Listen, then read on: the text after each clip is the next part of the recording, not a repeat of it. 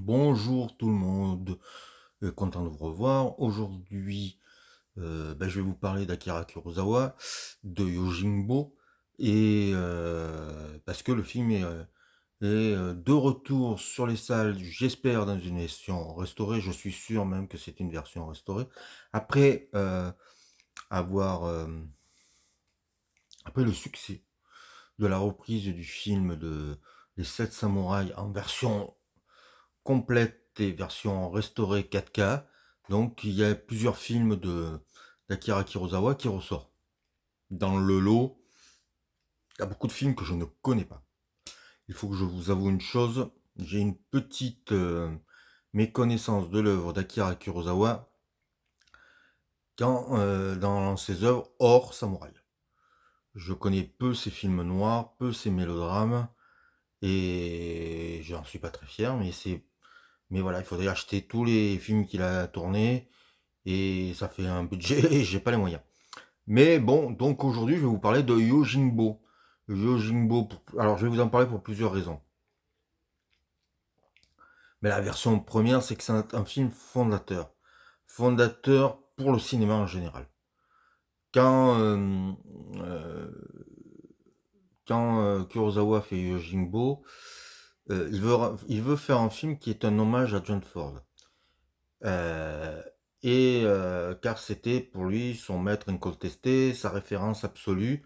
Et pour lui, il y avait une chose qui était euh, possible, c'était de transposer l'esprit du western, la mise en scène du western, dans les films de samouraï. Donc il avait une culture accrue de l'œuvre de John Ford. Et il s'était déjà essayé donc avec plusieurs films, hein, déjà. Jimbo n'est pas sa première œuvre de samouraï, mais là, il voulait faire un hommage au cinéma américain. Et pour ça, il va adapter, alors c'est une fausse adaptation, mais il va s'inspirer d'un livre très célèbre aux États-Unis qui s'appelle Les Moissons Rouges de Dashiell Hammett. Je fais une parenthèse. Dashiell Hammett, c'est un écrivain qui était détective avant d'être écrivain et qui, on peut dire, a réinventé le roman policier. Avant, le roman policier, pour caricaturer, hein, c'était Sherlock Holmes, Hercule Poirot, c'était des histoires des woodonites, c'est-à-dire quelqu'un est mort, un détective arrive et on doit trouver l'assassin. C'était ça à peu près. Quand est arrivé euh, Dashiell Hammett, mais il y en aura d'autres derrière lui. Lui, ce qu'il va faire, c'est qu'il va créer déjà un univers. Il va montrer une ville. Donc dans les Moissons Rouges, on est dans. Alors je me rappelle plus où elle se situe la ville, mais la ville, elle est gangrénée par la corruption. On a, il y a des gangsters de partout. On est en pleine prohibition. Et voilà, on est dans l'enfer, quoi. Voilà. Euh, on n'est pas dans un petit monde, j'allais dire bourgeois, où un crime peut être commis. On n'est pas dans les rues sales de Londres. On est dans une ville qui semble à peu près normale et euh, comment dire, qui semble à peu près normale, mais en grattant un peu le vernis, on y trouve bah, la vraie ville. Donc là, il n'y a pas d'enquête policière, c'est un détective privé qui arrive dans une ville, qui est engagé pour, disons, faire en sorte, il y a deux bandes rivales, et l'idée c'est de faire en sorte que ces deux bandes s'autodétruisent. Donc voilà, ça sera la structure que va devenir Yojimbo. Yojimbo, c'est un homme, mercenaire, un renard, un samouraï. Je connais pas vraiment les termes de tout ce qui est du Japon médiéval, mais c'est ça. C'est un type qui arrive dans une ville, il y a deux bandes qui se foutent sur la tête, Et lui, le Yojimbo, alors le garde du corps en français, va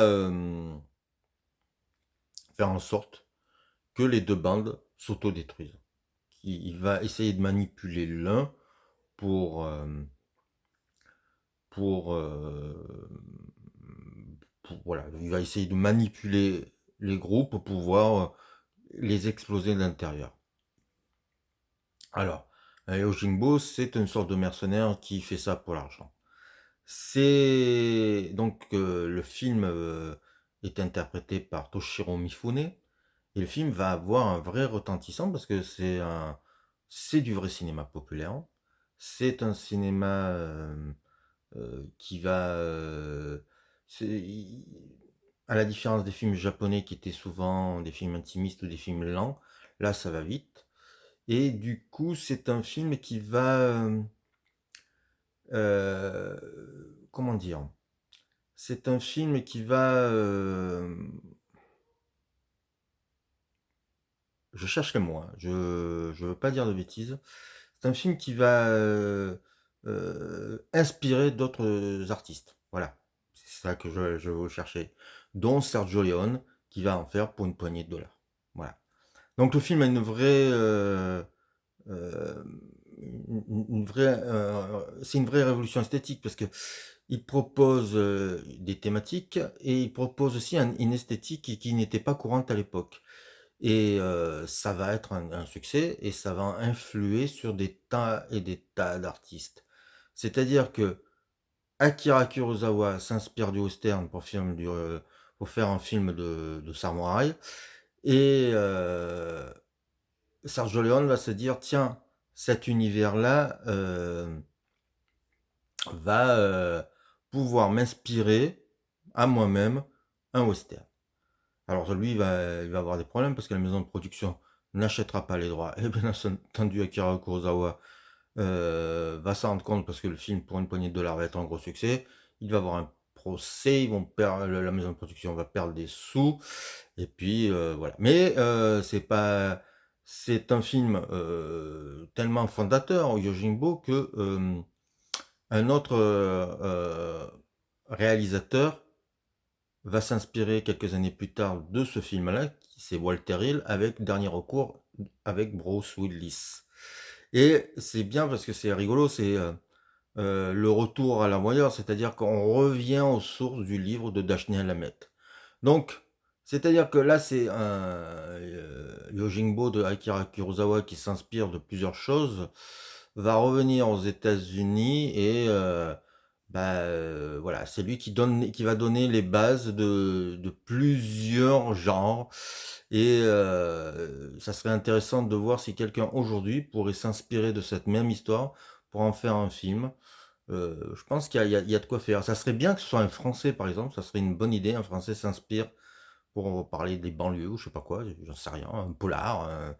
Mais voilà, il y a des choses à faire avec le scénario de Yojimbo parce qu'il est terriblement universel et que ça peut parler de cynisme, ça peut parler de la ville corrompue, ça peut parler d'argent sale, ça peut parler de plein plein de choses comme en parle le film et dont je vous conseille fortement la vision si il sort près de chez vous. En tout cas, c'est un chef-d'œuvre.